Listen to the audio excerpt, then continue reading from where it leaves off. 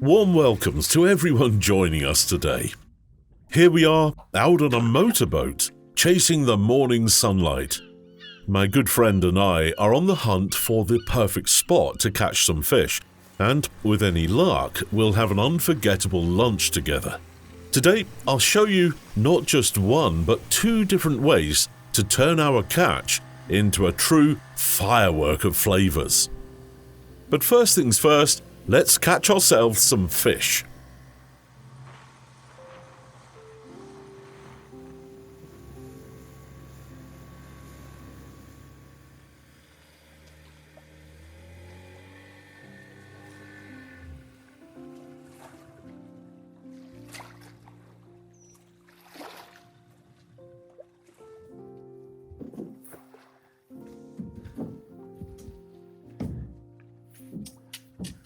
Here's a little trick for you, my friend. Let me show you how to properly set a worm on the hook. See, the key is to start by threading it onto the very tip of the hook, just enough to keep it secure without tearing it apart. This allows the worm to wriggle naturally, which is irresistible to fish. Remember, here you're not only learning some cooking tips, but also picking up fun facts along the way. So don't forget to hit that subscribe button and like the video. You're well on your way to becoming a pro in every part of life. We've got our first fish. Come here, my friend, don't fight it.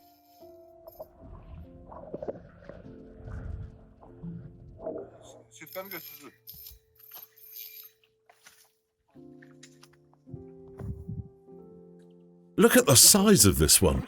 But we'll need at least one more, just like this, for our meal.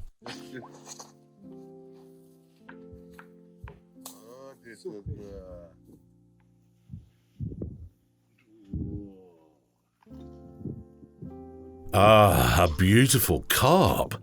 Just imagining the taste when it gets cooked gets me excited.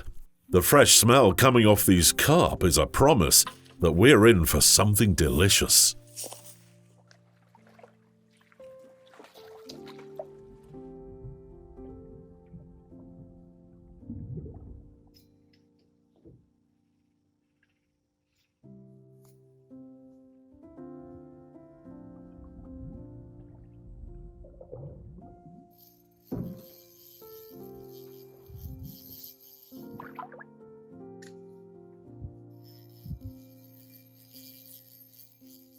Perfect. Here's our second catch. Just what we needed.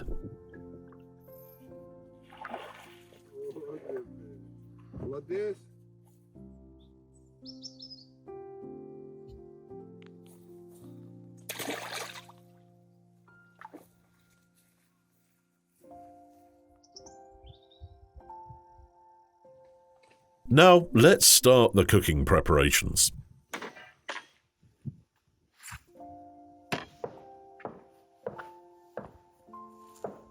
I need to gather some sticks, grass and reed to make a fire. I love this small journey to some hidden spots near me, where I can change the used ambience to a new, natural setting. It rejuvenates one when you smell the smoke coming from the fire, food cooking on the table, and the peaceful silence of the pond or the subtle rustle of the leaves.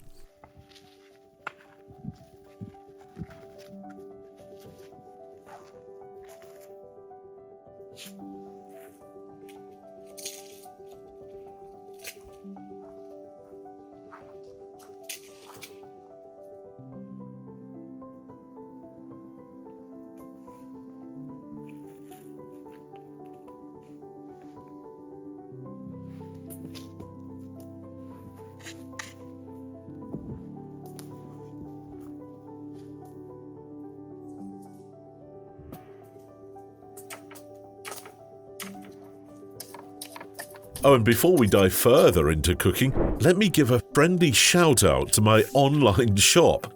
If you haven't had the chance to browse it, you're missing out on some beautiful, handcrafted kitchen tools, each designed to make your time in the kitchen even more enjoyable.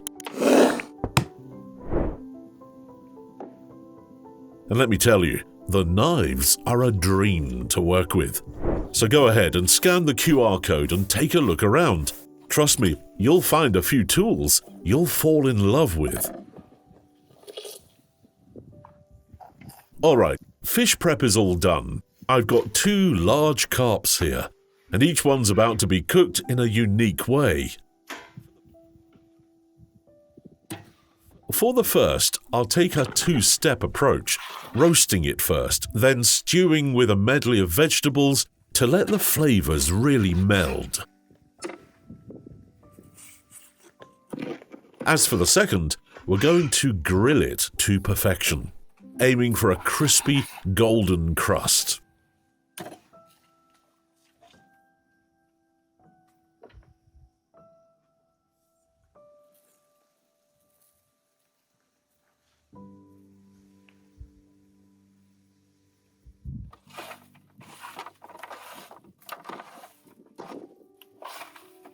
You know, in Azerbaijani cuisine, fish is often enjoyed with plum cherry sauce, a blend of flavors that really enhances the taste.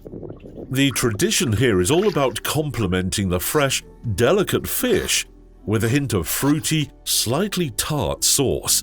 It's a favorite for many, and I'm sure you'll love it too.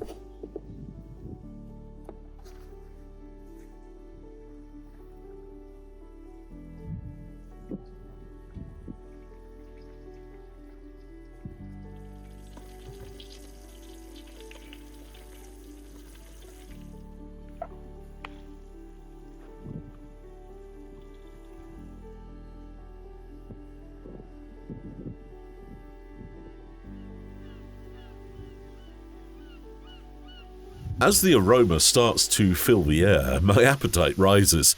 Just like this cooking process, slow and steady. What I'm mixing here is a blend of tomato paste and oil, just for the grilled fish. The tomato paste is a great addition, adding a depth of flavor and richness that really brings out the taste of the grilled carp.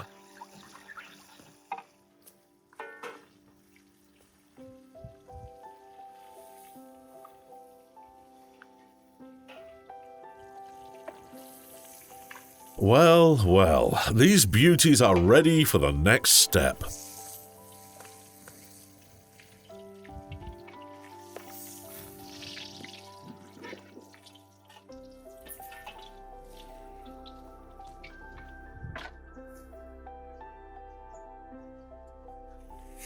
I'm slicing this onion nice and thick to line the bottom of the pan. This layer will support the roasted fish, letting both the fish and veggies soak in all that sweet, savory onion flavor as they cook. It's going to add a lovely depth to each bite. And hey, if you're enjoying the process, make sure you're following Wilderness Cooking on Instagram. I'm always sharing behind-the-scenes moments, special recipes, and little bits of my outdoor adventures, so come along for the journey. Now for the final step. Once everything is layered, I'll let it stew for a good hour. This slow cook will bring out the best in each ingredient, letting the flavors meld beautifully.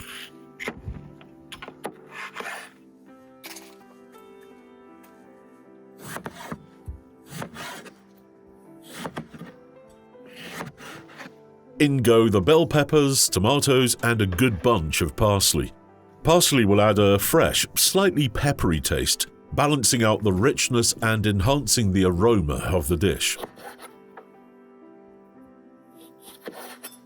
A little citrus kick next, lime and garlic for brightness, and a bit of salt and some water, and it's ready to stew.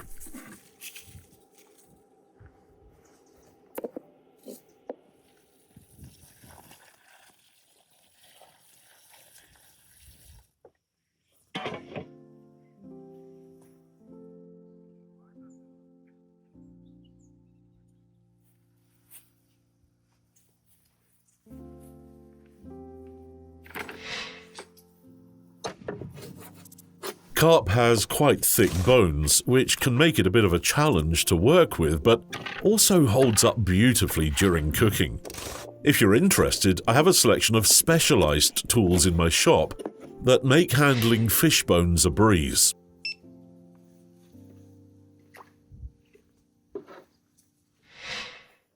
This marinade will coat each piece, infusing it with a rich, slightly smoky taste that'll come out wonderfully on the grill.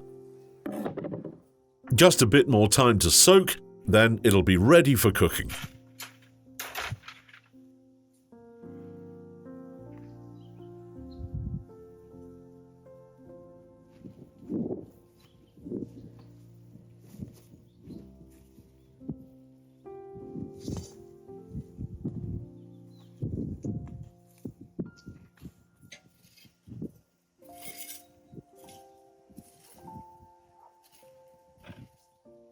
To give the dish a little zing, I'm adding some pomegranate seeds, just the right amount of tartness.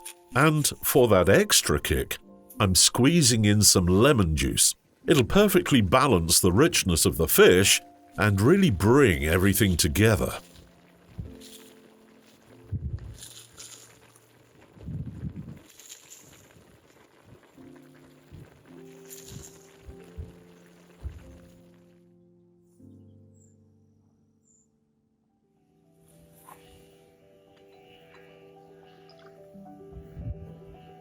I'm going to take a quick break, not just to rest, but to enjoy this stunning view. Look at how the sun is turning the pond all orange. As the day wraps up, I can't help but feel so thankful for this moment, and for you being here with me.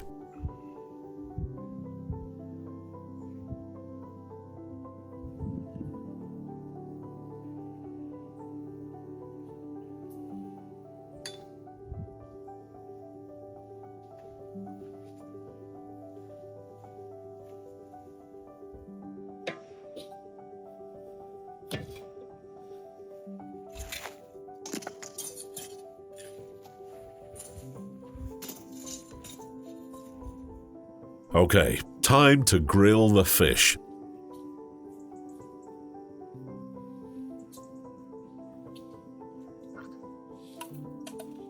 The sound and smell of it sizzling on the grill are just irresistible.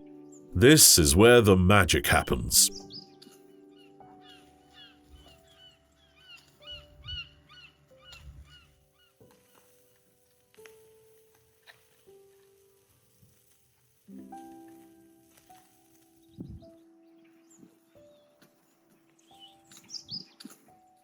The fish stew is looking amazing, with all the veggies giving off their juices and infusing the fish with flavor.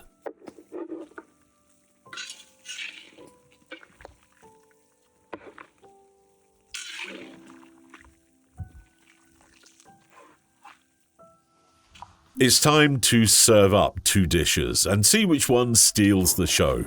Or maybe they're both equally delicious.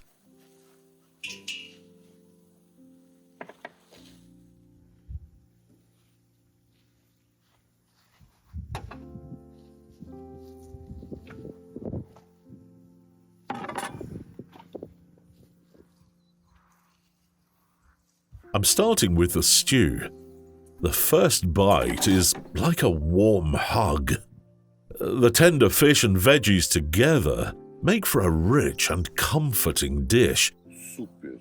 If you've enjoyed today's fishy adventure, don't forget to give us a thumbs up, hit the bell, and of course subscribe for more tasty goodness. Thanks a ton, my friends. I'm so happy to share my love and passion for authentic cooking with you. Can't wait to see you in the next episode of Wilderness Cooking.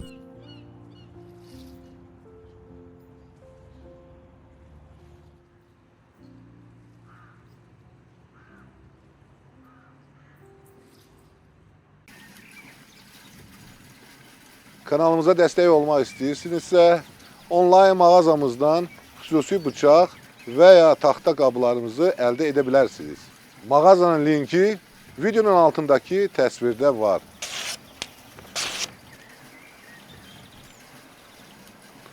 Super.